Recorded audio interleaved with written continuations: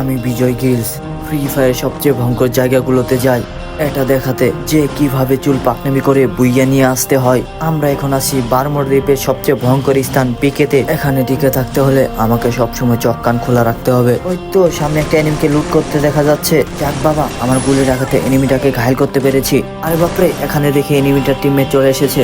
আরে বাপরে, এনিমিটা তো দেখি আমার হেলথের 12টা বাজিয়ে দিয়েছে। এখানে অনেক প্রো এনিমিরা নেমে থাকে, তাই আমাকে এখন খুব সতর্কতার সাথে সামনের দিকে এগোতে হবে। আরে বাপরে, সামনে আরেকটা এনিমিরে দেখা যাচ্ছে। যাক বাবা, এনিমিটার হেডশট মেরে ডাউন করে ফেলেছি।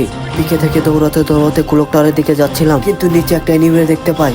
যাক বাবা, এনিমিটার হেডশট মেরে চাঁদের দেশে পাঠাতে পেরেছি। জোন অনেক ছোট হয়ে এসেছে, আমাকে এখন আর একটু সাবধানে পথ চলতে হবে।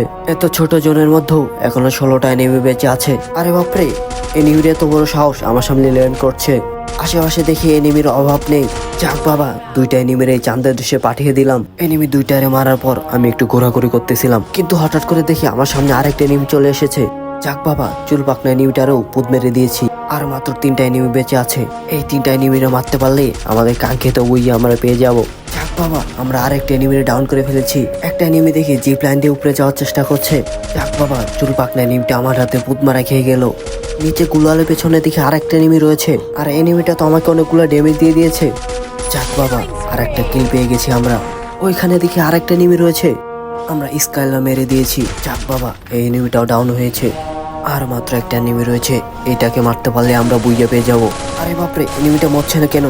যাক বাবা, ফাইনালি আমরা বুইয়াতে পেয়ে গিয়েছি।